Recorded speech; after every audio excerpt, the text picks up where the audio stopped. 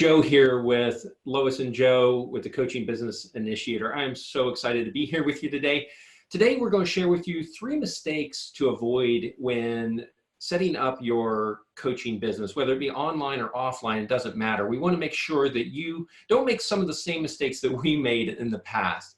So the first one we're going to talk about today is, Lois is going to cover for us, is what happens when you pick the wrong coach and why it's important to pick the right coach for your coaching business. You know, it's not easy to pick the right coach, right? You're Yeah. in the coaching business and you know that for yourself. There's some that really are helpful and some that are not as helpful.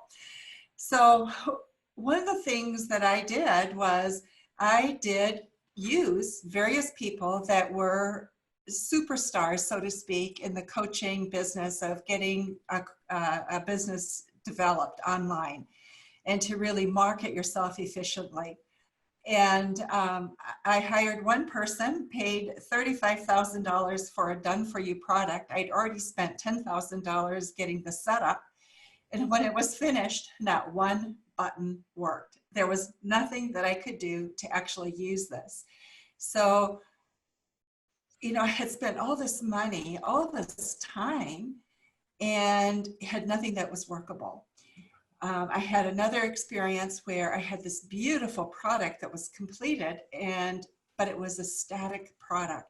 And I said, okay, now that I've built this, now what do I do? Yeah. And the response is, well, now you figure it out. And so those have been our experiences. And the reality is I have spent tens of thousands of dollars pulling these things together. And we don't want you to go through the same experience. We've learned a lot. Some of the experiences that we haven't been because the people meant to do a poor job. They just didn't have a complete set of information either as to what was really needed. And so Joe and I have really spent a lot of time pulling lots of resources together. There's things you don't need to do. There's things that you must do. And so we have organized that for you. So all you have to do is turnkey it and you're ready to go. So what's the next mistake that you want people to avoid, Joe? Well, the next big mistake that I see from a lot of people is just failure to follow up. And if you've ever heard the expression, the fortune's in the follow-up, then you know exactly what I'm talking about. But that doesn't mean you're executing well on it. What are the challenges that you're going to face? Because your audience may be different than Lois and I's audience.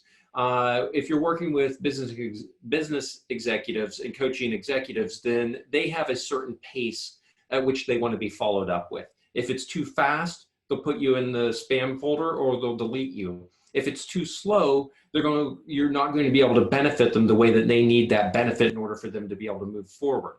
However, the sin that most young entrepreneurs and coaches that are just starting out make, because they're not yet confident with their message, is that they don't follow up at all.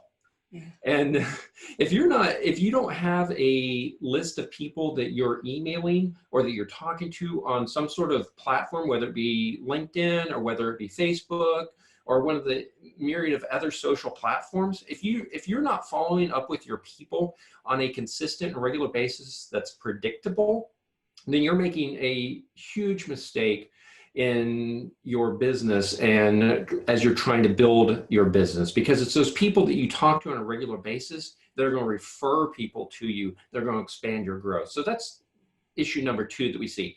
Lois is going to cover our third one, which is ignoring those things that are really uncomfortable in your life and you don't want to do. How do you handle that sort of stuff? So I find as I've done the online marketing, there are things that are just onerous. They take time. I have to learn them. I don't have the time to learn them. And so it's frustrating on many levels.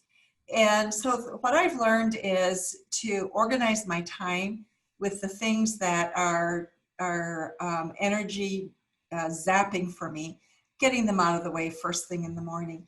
Yeah. But really knowing what things are really important and who you can go as a resource, so you don't have to carry that weight by yourself. And so one of the things that we've also provided is ongoing coaching that with some of our services that you can have access to, because you really don't have the time. If you're going to build your business, you don't have the time to learn all of these things. Well, you do, but it'll take you a long time. And that's revenue that you're losing. So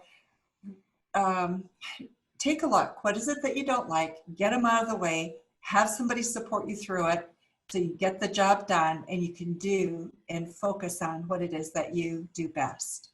Yeah. So those are the 3 lessons that we have learned, the mistakes that we think that you really want to avoid. And we're here to help you in any way that we can. We want to know what it is that you need help with.